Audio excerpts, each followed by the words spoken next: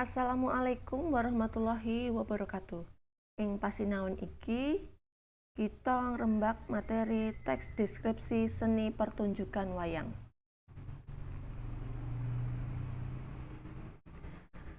Pangerten teks eksposisi. Teks eksposisi yaiku wacana kang njlentrehaké utawa medharake sawijining bab kanggo pamaos, supaya pamaos oleh informasi kang genep bab sawijining objek. Sabanjure pangerten pamaos bisa mundhak. Mula saka iku karangan eksposisi asipat menehi ngerti aweh pamrayogi utawa saran utawa ngandharake sawijining bab. Panulis iki bios ditindakake lumantar sadengah cara panjelas ing antarane panjelasan proses lan panjelasan ilustrasi. Sumbering bisa saka asli pangamatan, panaliten utawa pengalaman. Eksposisi kudu ngemot perangan-perangan kaya andharan iki. 1. Njlentrehake panemu gagasan lan keyakinan.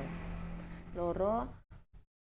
Mrelokake fakta kang dianjurake utawa dicethakake kang angka, peta statistik, grafik, organigram, gambar lan sapiturute.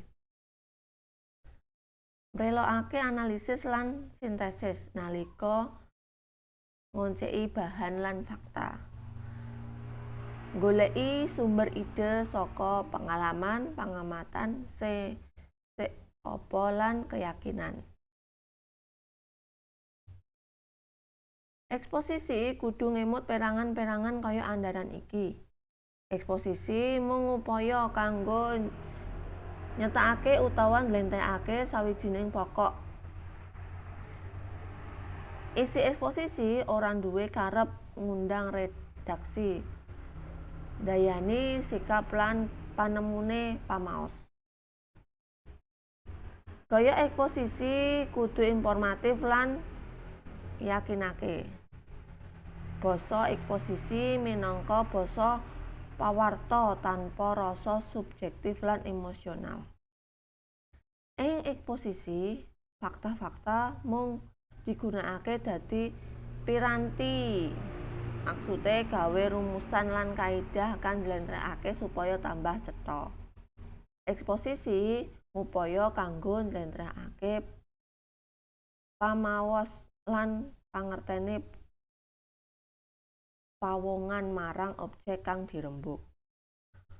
Panulis eksposisi kudu ngerti prastawa kang diandharake. Lan panulis eksposisi kudu prigel nganalisis prastawa kanthi cetha lan konkret. Struktur eksposisi iku ana 3. 1. Tesis utawa pambuka. 2. Argumen utawa isi. Lan 3. Panegasan ulang. Eksposisi kudu ngemot perangan-perangan kaya andharan iki. Utawa jenising eksposisi. Jenise eksposisi iku ana eksposisi definisi. Jenise eksposisi definisi yaiku gancaran kang njlentrehake mawa menehi katerangan utawa teges babagan kang fokus lan menehi karakteristik kang kompleks. Dadi njlentrehake katerangan.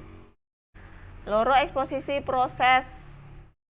Proses yaiku wacana njlentrehake kadadean utawa prastawa. Biasane akeh diimotake ing buku-buku petunjuk, pegawean, cara-cara tertamu lan sapinunggale. 3. Eksposisi klasifikasi yaiku wacana kang nglompokake babagan kang nduweni sipat kang padha iring kategori-kategori katemu.